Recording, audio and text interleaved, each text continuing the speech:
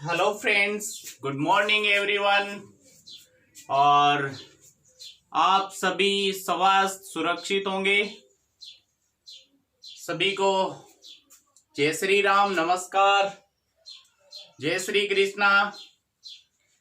तो आज हम अपने इस वीडियो में बात करने वाले हैं, जैसा कल आपको बता दिया था, किसके बारे में बात करेंगे हम? तेल शोधन कारखानों के बारे में, भारत के प्रमुख तेल शोधनशालाओं के बारे में। अगर आपने अभी भी पीछे के वीडियो जो है नहीं देखे हैं तो देख लीजिए, याद कर लीजिए उन सभी टॉपिक्स को भी, सभी स्टडी कंटिन्यू करते रहें। और अभी तक अगर भूल हुई है तो कोई बात नहीं, भूल करके ही सुधार होता है एक्चुअल में। तो भूलना कोई गलत बात नहीं है, लेकिन भूल करके अगर सुधार नहीं करें वो गलत बात है। तो चलो हम टॉपिक पे ही चलते हैं अपने। तेल शोधन कारखाने भारत में वर्तमान में 23 रिफाइनरी स्थापित की जा चुकी है। कितनी? 23।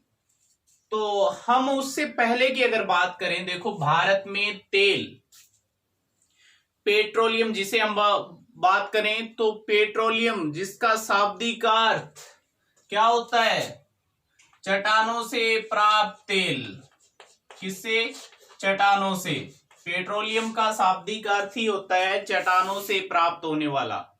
ठीक है, तो पेट्रोलियम किससे निकाला जाता है? चट्टाने। कौन सी चट्टानों से? पेट्रोलियम कौन सी चट्टानों से निकाला जाता है? अवसादी। कौन सी चट्टानों से? अवसादी चट्टानों में पाया जाता है पेट्रोलियम। और कौन से युग की अवसादी? टर्शियरी युग की अवसादी चट्टानों में। कौन सी युग की? टर्शियरी युग की अवसादी चट्टानों में पेट्रोलियम प्राप्त होता है। ये भी याद रखें, भारत में विश्व का मात्र 0.5% ही पेट्रोलियम का उत्पादन होता है। ये भी याद रखें, भारत में अधिकांशतः पेट्रोलियम क्या किया जाता है? आयात किया जाता है। केवल विश्व का 0.5% ही भारत में उत्पादन होता है। ये भी याद रखें। तो पेट्रोलियम का अर्थ पूछ ले, चट्टानों से प्राप्त तेल। कौन सी चट्टानों से? अवसादी। कौन सी युग की? टर्शियरी युग की अवसादी चट्टानों से पाया जाता है पेट्रोलियम पदार्थ। जब असम क्षेत्र में रेल लाइन बिछानी थी, ट्रैक का निर्माण करना था, उस दौरान वहां पर माकूम वगैरह जो क्षेत्र था, वहां पर पता चला कि यहाँ पर तेल के अवशेष मिले। सबसे पहले अगर हम भारत में कहीं बात करें तो सन 1866 में प्रथम तेल कुएं के रूप में खुदाई की गई माकूम में। असम में पड़ता है। माकूम क्षेत्र में सर्वप्रथम भारत में तेल की खुदाई की गई विधिवत रूप से। लेकिन अगर औद्योगिक रूप से देखा, वहां पर तेल की प्राप्ति हुई, तो बाद में सोचा कि क्यों ना इसका व्यापक स्तर पर खुदाई की जाए, औद्योगिक रूप में इसके ऊपर कार्य किया जाए। ऐसी जरूरत को देखते हुए सन 1890 में कहां पर? डिगबोई नामक स्थान पर सही विधिवत और व्यापक स्तर पर, औद्योगिक स्तर पर खुदाई प्रारंभ भारत में सर्वप्रथम कहां पर हुई? डिगबोई में, वो भी असम में। कब? सन 1890 में। अगर माकूम क्षेत्र में तेल की खुदाई, प्रथम कुएं की खुदाई की गई, उसके बाद विधिवत रूप से औद्योगिक इकाई के रूप में कार्य करना प्रारंभ किया डिगबोई में। कब? सन 1890 में। ये भी याद रखना। बाद में जैसे जैसे धीरे धीरे भारत में काफी क्षेत्रों में तेल की खुदाई हुई, तो एक संगठन बनाया गया। क्या? ONGC आपने नाम सुना होगा, oil and natural gas corporation. Oil and natural gas corporation. तेल एवं प्राकृतिक गैस आयोग की स्थापना की जाती है। कब? 1956 में। सन 1956 में ONGC की स्थापना की गई। ONGC का काम क्या था? भारत के उन क्षेत्रों की खोज करना जहां पर क्या है? तेल और प्राकृतिक गैस के भंडार है। भारत के तेल एवं प्राकृतिक गैस क्षेत्रों की पहचान कर वहां पर खोज कार्य करना किसको दिया गया? ओएनजीसी को ये कार्यभार सौंपा गया। उसके बाद इसी के 3 साल बाद एक और कंपनी आई सन 1959 में, ऑयल इंडिया लिमिटेड। उसे क्या काम दिया गया? उसका काम था खोज भी करना, साथ में उत्खनन, शोध करना, परिष्कृत करना उसे, और उसको क्या करना? उपयोग योग्य बनाना। ऑयल इंडिया लिमिटेड की भी स्थापना कर दी गई। तो ये भी ध्यान रखना, ओएनजीसी की स्थापना की जाती है सन 1956 में। तेल का पता लगाने के लिए, प्राकृतिक गैस का पता लगाने के लिए, ऐसे भंडार कहां पर है उनकी खोज करने के लिए। इसका खोज के साथ साथ क्या काम? व्यापक स्तर पर उसका क्या करना? उसका निष्कासन करना, उसे निकालना और उसका उपयोग योग्य उसे तैयार करना। तो ये फैक्ट तो हम पहले के फैक्ट देख लेते हैं भारत में तेल से संबंधित। तो ये बात हमारी बेसिक यहां तक फिनिश होती है। आगे हम चलते हैं अपनी तेल शोधन शालाओं के ऊपर।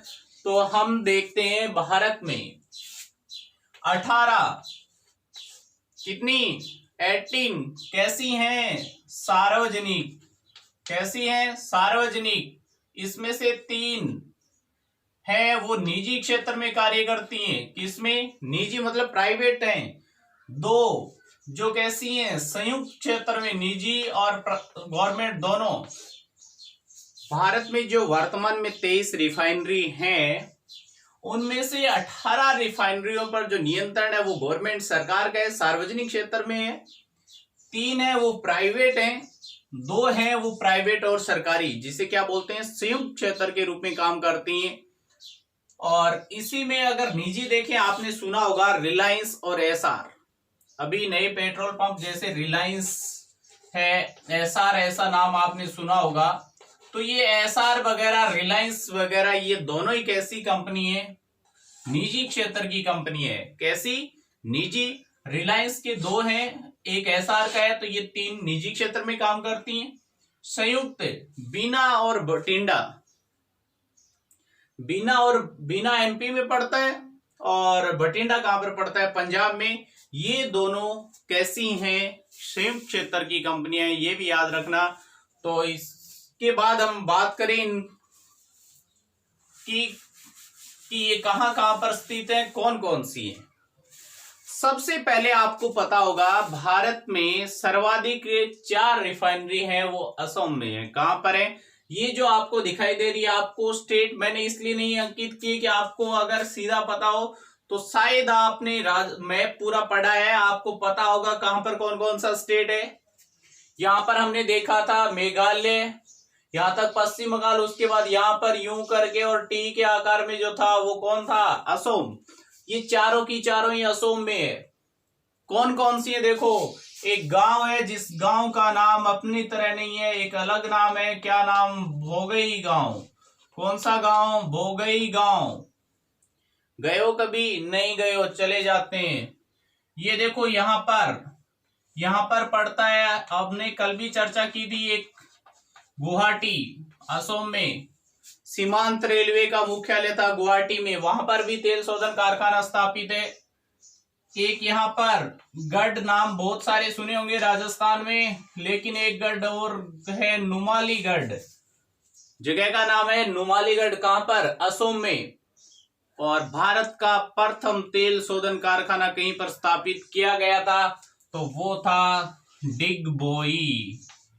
डिग मतलब खोदना, क्या? बोर, तो डिगबोई।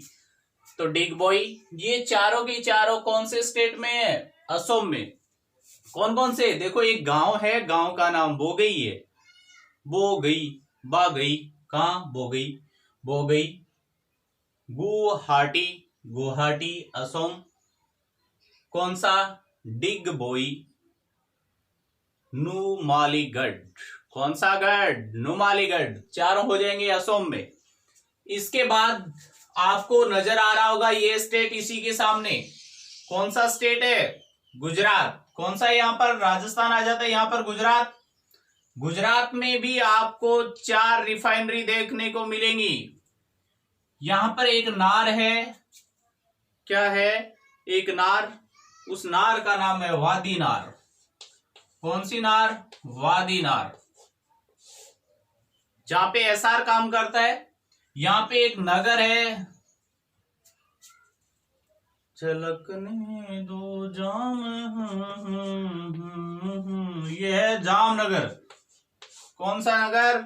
जामनगर। जामनगर पड़ता है गुजरात में। यहां पर रिलायंस कॉरपोरेशन है, उसके 2 कारखाने हैं, 2 तेल शोधनशालाएं हैं। कहां पर? जामनगर में। ये भी याद रखना। कितनी? 2। किसकी? रिलायंस की। वादीनार में किसकी है? एसआर। उसके बाद यहां पर एक स्थान है, काफी पहले की फेमस जगह है, कोयली। कौन सी तेल शोधनशाला है यहां पर? कोयली, गुजरात में। कोयल नहीं है, कोयली है ये। कोयल नहीं, कोयली है। कोयली, जामनगर, वादीनार तीनों। और जामनगर में आपको याद रखना है 2 रिफाइनरीज हैं, रिलायंस के अंडर काम करती हैं। तो यहां पर कौन सी थी? कोयली। कौन सी थी? कोयली। ये कौन सी है? कौन सा नगर? जामनगर। ये कौन सी नार है? वादीनार।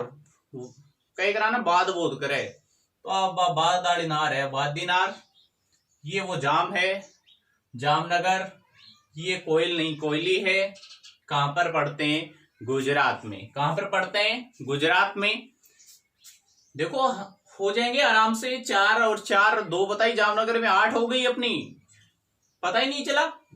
कैसे पता चलेगा? यहां पर और देख लेते हैं। यहां पर आपको पता है कौन सा स्टेट है यहां पर राजस्थान के ऊपर? पंजाब। कौन सा? पंजाब। पंजाब में हमने सुना बठिंडा स्टेशन है, तो ये यहां पर बठिंडा। कौन सा? बठिंडा। तो बठिंडा में भी तेल शोधनशाला है पंजाब के। युद्ध सुना होगा काफी फेमस। कौन सा? पानीपत का युद्ध। कौन सा युद्ध? पानीपत। तो पानीपत पड़ता है हरियाणा में। कहां पर पड़ता है? हरियाणा में। तो ये हो जाएगी अपनी तेल शोधनशाला। कौन सी? पानीपत तेल शोधनशाला, जो कहां पर है? हरियाणा में है। बठिंडा कहां पर था? पंजाब में।